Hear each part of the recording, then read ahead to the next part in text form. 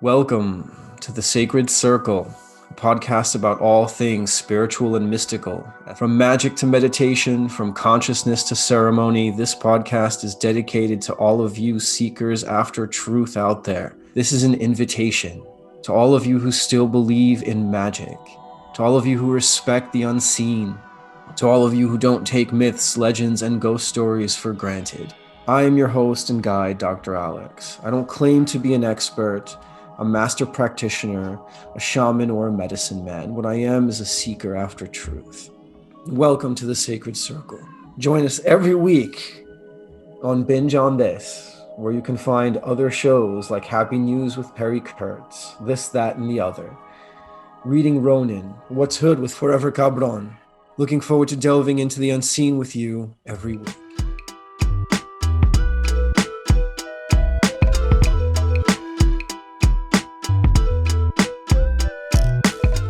Hey everybody, buenas tardes, welcome to Caldo de Risa. Wow. Bienvenidos a todos, aquí estamos ahí en Los Ángeles, California. Somos dos colombianos que admiran y adoran la cultura colombiano, así es. Aquí soy I'm here with my buddy Mr. Bryan TV. Bryan, how you doing? Doing good, man. We're doing good. Oh man. We have a hot episode here today. We're You in got full it. swing. My guys, my girls, my friends. I am Danny Archila. I'm your co-host here. And today we are going to be talking about some pretty heavy subjects that I think make a difference in the life of a Colombian. Wouldn't you agree, Bryan? Yeah, I'd say so. Yeah, I know so, It's pretty important. It's pretty important what we're talking about today. But, as we always do in Caldo de Risa, we are going to go ahead and open up with, with a little bit of a dicha. Que dicha. Hey, que dicha. Woo.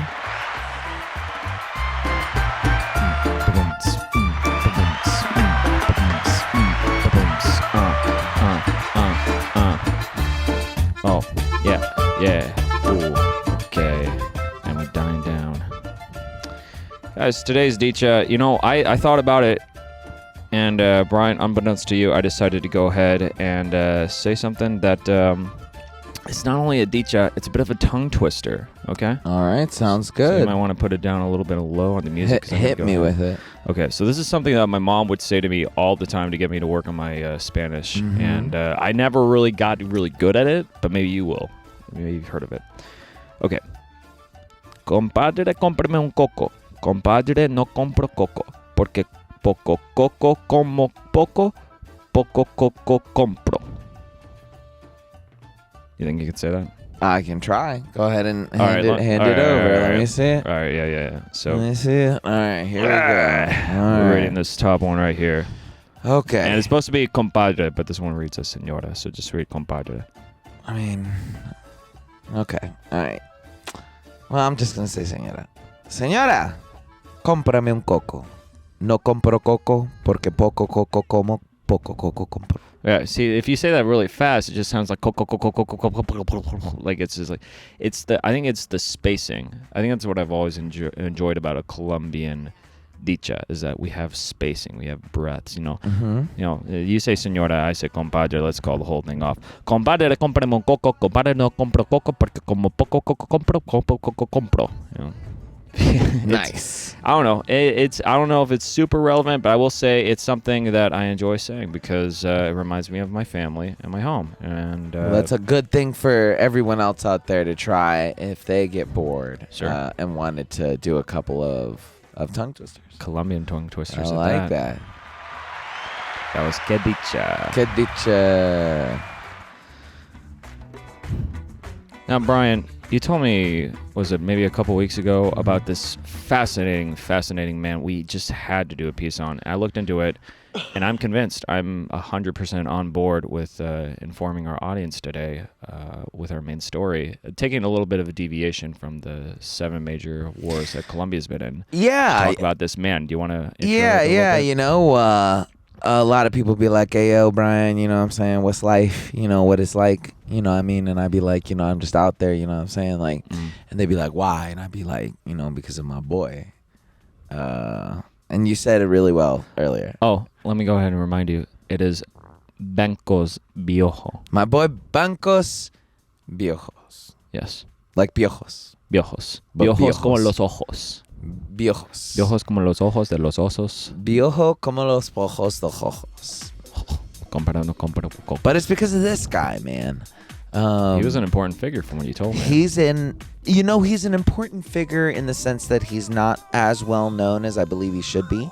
In the very same way that like a lot of like slave fighters in America, other than the Harriet Tubmans and like, you know, all that, like don't really get recognition. Sure. You know what I mean, for what they do. So I think today's thing is really important because like we know so little about the known knowledge of Colombia, Right. you know, that we're just starting to scratch the surface, that we don't want to get so enthralled with just the surface information, that we owe it to ourselves, you know, as people who are trying to learn about us, like to learn about the stuff that maybe the government doesn't want us to know so much about, and like the real reason maybe why there's such a I guess you'd call it like a class or maybe like a skin racial disparity even amongst Colombians. There's definitely like a history of fear and discrimination just because of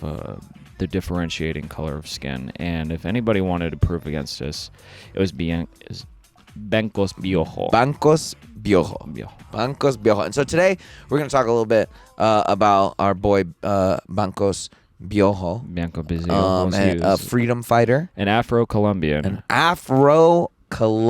baby. Yes, indeed. And so, you know, hopefully you guys will enjoy, you know, what you're about to learn. Take it away, Danny. We're educating the masses through our Colombian classes. Today, we're not trying to be classist. We're trying to be telling it as it is. This is the story of Bancos Biojo.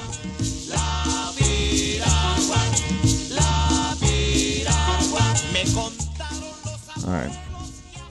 So, for anybody out there who doesn't realize, for the longest time, Colombia's been dealing with obstructing powers that take hold of its free will via the government for many reasons, because of the seniority, religious undertones, and the effects left over by slavery.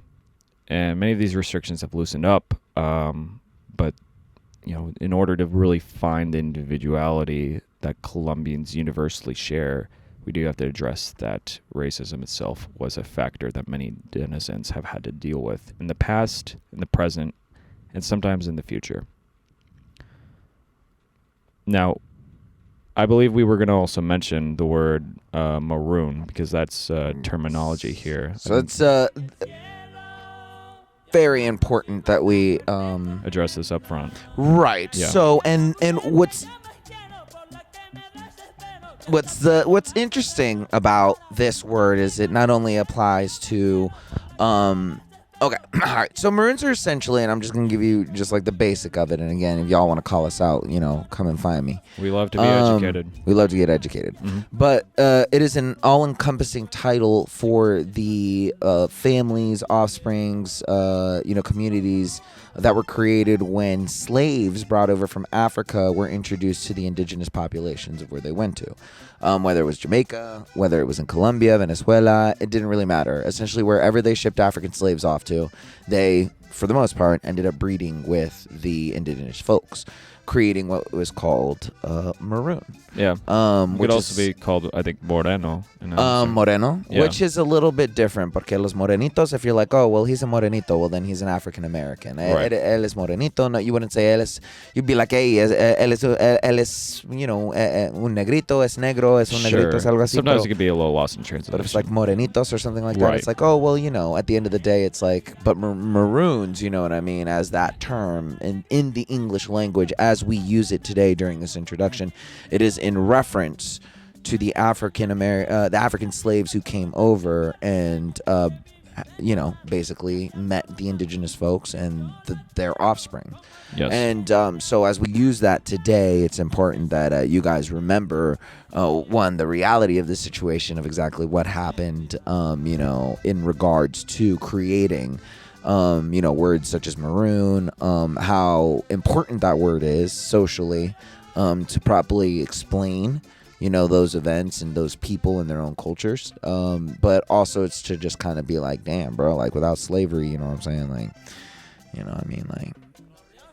you wouldn't have a lot of stuff, you know what I'm saying? Like, I wouldn't be here, you know what I mean? It definitely was something that impacted the culture and the spirit of what a modern day Colombian is, or at least should be. So that's what we mean when Danny's referencing maroons. Yeah. So yes. So there you go. Right. So as I'll continue then. Thank you for that, by the way. Brian, tú eres mi amigo y mi compañero muy bueno. Mi compadre. All right. So as I was mentioning before, it's something that has still affected us today, to the point where La Conferencia Nacional de Organizaciones Afrocolombianas, CNOA, in 2019 went ahead and made headlines accusing the Department Administrative of the Statistics Nacional, or DANE, if you translate it in Spanish, for not even counting in a large percentage of Afro-Colombians in their population census. As recently as 2005, there was 4.3 million people in the Colombian population counted as black. Damn. And in a recent, census taking, there was a lot less than that. I believe it's kind of part of the history that we're about to explain here, because for whatever reason, even when Afro-Colombians get their due diligence, it's almost in like a derogatory manner, like, you don't need all this land, what are you going to do with it? Here's us explaining it right now. Let's go ahead and let's talk about Mr. Bencos Biojo, right? He was born on July 20th, 1580. That's approximately the date, because that's approximately the day a lot of Colombia celebrates a freedom of sorts for Afro-Colombians from slavery. Domingo Biojo, as he was better known as, he was born into a royal African family in West Africa. So he was actually royal blood. Royalty, yeah. Yep. Yeah, and he probably lived a very peaceful and very loving life as such. At least until he was kidnapped and sold to Juan Palacios, who would then ship him to modern-day Colombia. Not ship as in time travel. I'm saying ship like back then. That was probably where Colombia was, but it was more like Gran Colombia, part of the Guineas, so to speak. In 1596, he was sold again to Alonso del Campo of Cartagena. But while they were taking the boat over to that area of this country, their ship decided to sink in the Magdalena River, in which case he survived and escaped. Although he got caught again, escaped a third time in 1599, and decided to start hiding around the marshes in Cartagena. And from there, he would find 10 others who would want to go ahead and do something about this. They then would find an area to found the San Basilio de Palenque, otherwise known as the village of the Maroons. And he developed essentially his own little civilization by being raised in like royalty. I think he had the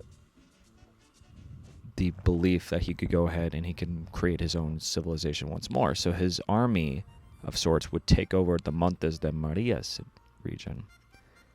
And this is nothing new necessarily to the Americas. I mean, you've seen this before in Zumbi dos Palmares, a Brazilian pioneer of resistance, as well as Maria Remedios del Valle, similar pioneer but for Argentina, who, in spite of losing her whole family, still participated in the Argentine War of Independence.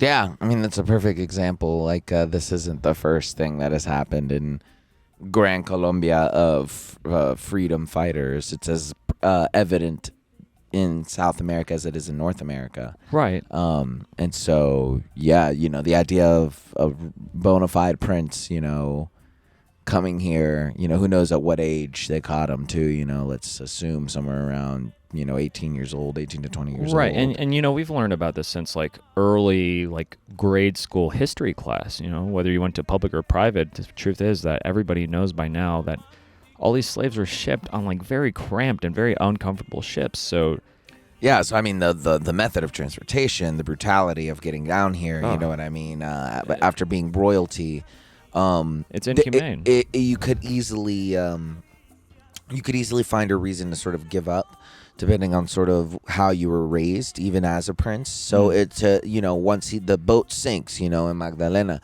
and he's like, what do I do at this point? He's trying to get away, gets recaptured, he's doing all this stuff, and at one point or another, like you said, he hits it, and he's like, you know what, fuck this. He hits the ground running. running. I'm not coming home. He's like, I'm never going back home. It doesn't look like I'm going to be able to get back home. They're not going to let me get back home.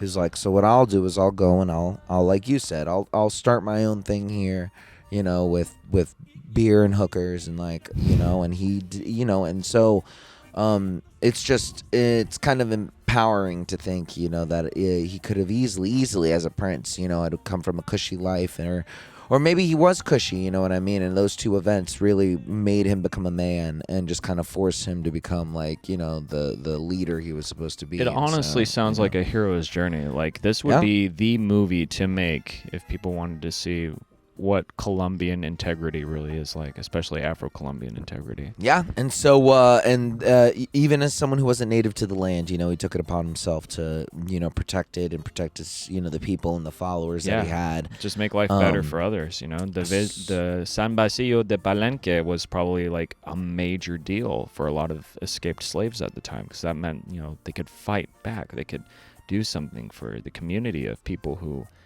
felt maligned. Right, and I think the positioning of where they took over is also important as well. It was strategic. I think as a learned prince, he knew where to go. He knew about the mountains. He knew that he had a better chance being up there. He understood the terrain. He had people around him, natives, who understood the terrain. It was right by waterways. There was a lot of thought in what this guy was doing. He wasn't really just going out there and kind of like winging it. It seems like this man really took everything that he learned, and just applied it, had the tools and just really doubled down. And so I think it was him, the 10 people, and from there they were able to dominate, a landscape, a harsh landscape. Sure. In a time where it took however many days to travel from tip to tip. And they outfought, basically everyone who came after them. The Spaniards, everybody who came to try. They outfought and they informed and they aided. Yeah, that was the other cool thing too. Because this guy, he also went by, I think he liked the idea of, for a while, going by the name King of Arcabuco. That was an interesting little nod to his past, but also to his future, because he would then go ahead and organize an intelligence division, very much like the Underground Railroad in the United States, that would aid slaves in escaping and joining their slice of life, which I think is really cool. Later on, in July 18th, 1605, the governor, Casola of Cartagena, he said, all right, I can't defeat these guys. You win. And he offered a peace treaty to Bancos Viejo, realizing that they just needed to go ahead and accept them. Just try to accept them into their city, and dress them in a bit of Spanish flavor. So suddenly they went from being slaves to being, I guess, equal classed. Maybe out of fear, because, as you may learn later on, certain Colombian government officials are always fearful that Afro-Colombians and those of black skin would take over because of charisma or whatever, and that's just, it's not true. I don't think people would want to do that. But the Palenque, in return, went ahead and worked out a deal to just go ahead, stop accepting random slaves, and they wouldn't need to call Bioho a king. He's just one of them. Equality.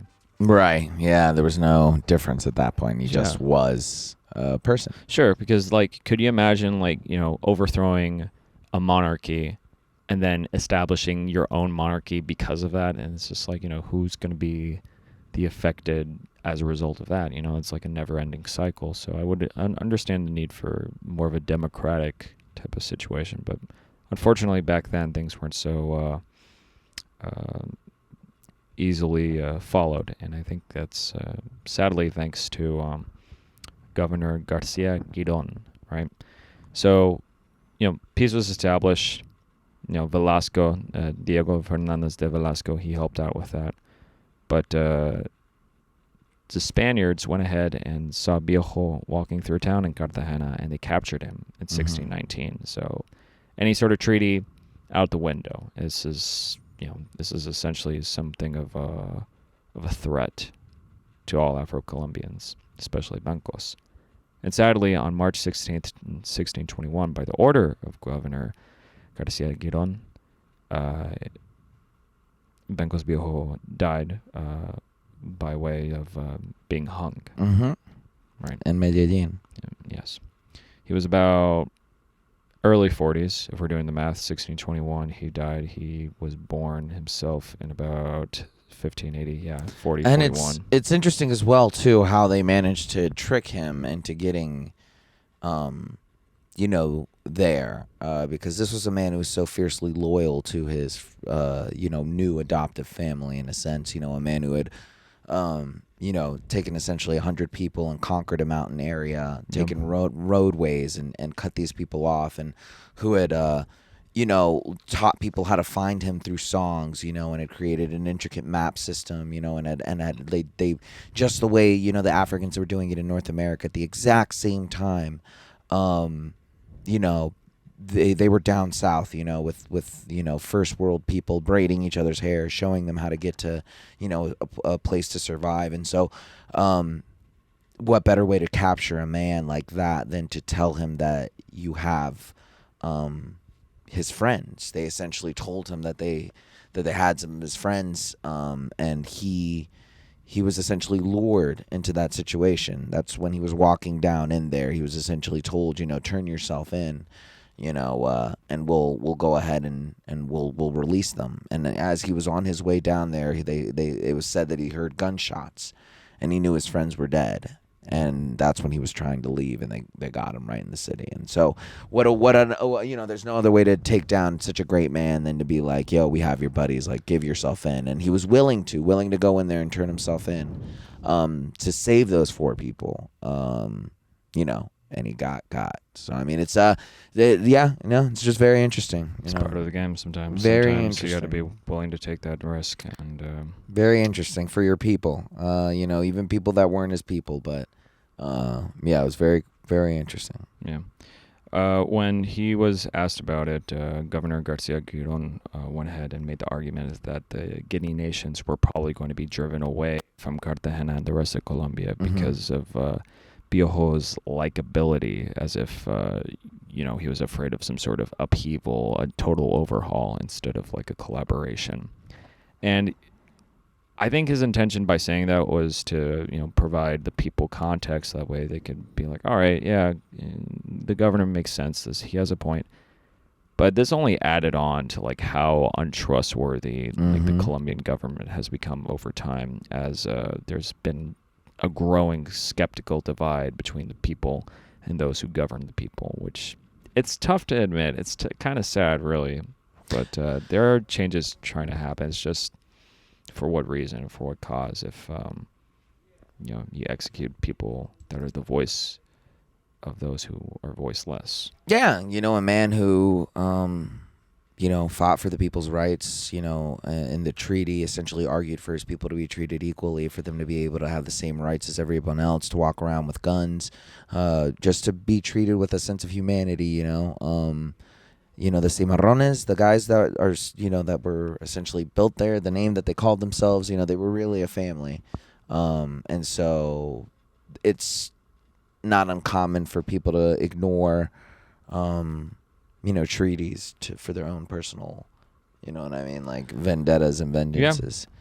Sadly, that's the case. If there's any sort of happy ending here, although we've still got a couple of notes to make in the epilogue, it's that in 1713, San Basilio de Palenque happened to be the first village in all the Americas freed of slavery by the orders of the King of Spain. So, all the efforts of Bencos Biojo, I don't think they were all for vain.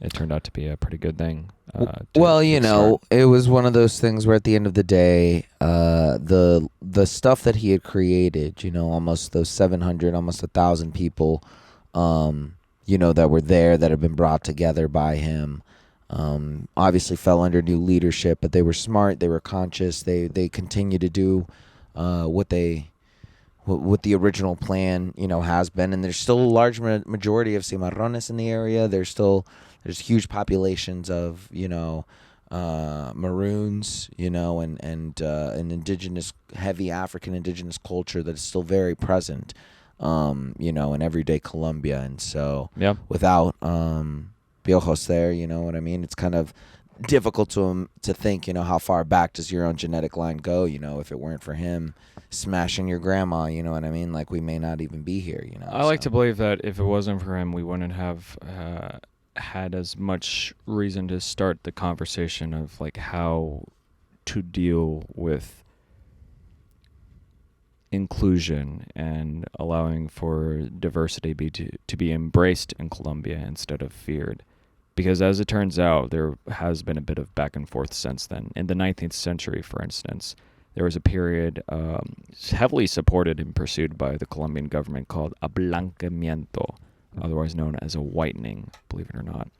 A whitening of society is what the Colombian government pursued, and it was generated, from what it sounds like, from fear that black people could take over with the decreasing numbers of white Colombians. And it's strange how that would kind of echo through time, because in the 1970s, you'd see a lot of Colombians of African descent driven out of the Choco region because of super violent efforts to cultivate soya beans. They were driven out of their land just for beans. Poverty and violence can still be generated from this today, and since then you can find large amounts of these descendants, finding residence in urban pockets of civilization. Yeah. Palenque de San Basilio still has about 3,500 people still in the area. That's right. It's an active place. We highly suggest you guys go out and do a little bit more research, not only about, Mr. Piojos, but also a couple of the other freedom fighters that, pardon me, that Danny mentioned beforehand. Because at the end of the day, Gran Colombia during that period, as dysfunctional as it was still remnants of its own united self. And there were, I imagine, very much Civil War style families and relationships of people in different countries and people who had essentially grown up together as a gigantic tribe.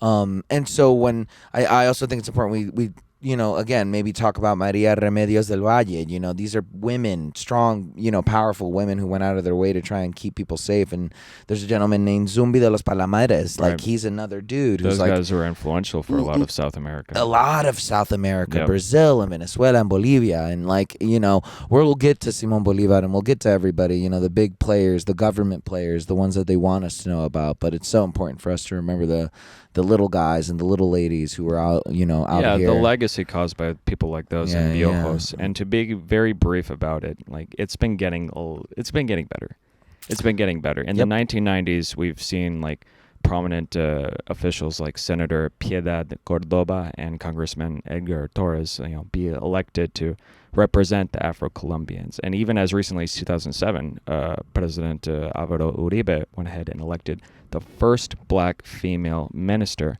Paula Marcena Moreno Zapata. She's not only first black female minister, she's also the youngest in office to have hold a cabinet position in Colombia. And the positives of that were that, they saw Uribe and the government trying to accept the change of the times, finally going ahead and accept inclusion and diversity. Others saw it as a negative strategical move meant to actually appease our U.S. Congressional Black Caucus. But the point is, moves like that are what inspires cultural shifts that we need to see. And even afterwards, Moreno, Paula Marcela Moreno Zapata went ahead, started Visible Hands. It was a Colombian non. Okay, all right. It was great. Okay, all right. Yeah. We're at Just 30 minutes. So yeah. Future. All right. So that's our Biojos bit right there, guys. Go out, do your own research. Let's get into what's the last. Well, we can go ahead into Adivina Que. Yeah, let's do some Adivina Que real quick. Yes, Adivina Que. Hit me with it. Man, there have been some route. You ever watch soccer and you just like you get your blood boiling. You wanna go ahead. You wanna root for Millonarios or Santa Fe, El Nacional. As far as I know, there has been a couple of instances like that, not only in my life, but in the life of many, many Colombians. And one can say that there's actually been a bit of arguments. There was actually a brawl between Independiente Santa Fe and Atlético Nacional, red team, green team, in the middle of an actual soccer match. They would go ahead over there at Colombia's El Campín Stadium and just start fighting, over small stuff, honestly. And it makes you think, like, the police tried to get involved. Fans wanted to go ahead and get a little rowdy. And it's just like, that's the wonderful thing about Colombia at the same time, is that we have passion. If we can distinguish why our passion should be respected and a little more accepted, then maybe we could be more patient. But of course this comes from our nature of being relentless in pursuing the truth. I think we're on the right track to hell yeah, a better future. But nice. Yeah, it's a good Adivina Que. Yeah, I don't know, I felt pretty good about this episode, man. Well, isn't there one more? Oh yes, there is. Well, yeah, of course, shout out to the Olympics ended recently. Great job, Colombia. They already ended. We're very proud of you. Yep, ended yesterday. Okay. Yep. But what's the next? Well, I suppose it's important to go ahead and mention la guerra por la tierra nuestra. La guerra por la tierra nuestra.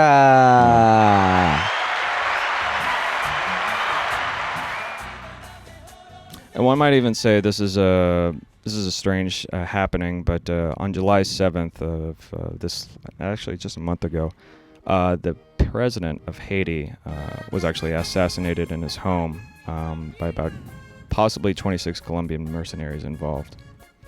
26? Yeah. And it's like, you understand at one point, like, all right, Haiti's kind of like in arms against Colombia as many countries, but at the same time, maybe it's just more or less like a device used by Duque, which only leads to more distrust to be had by him.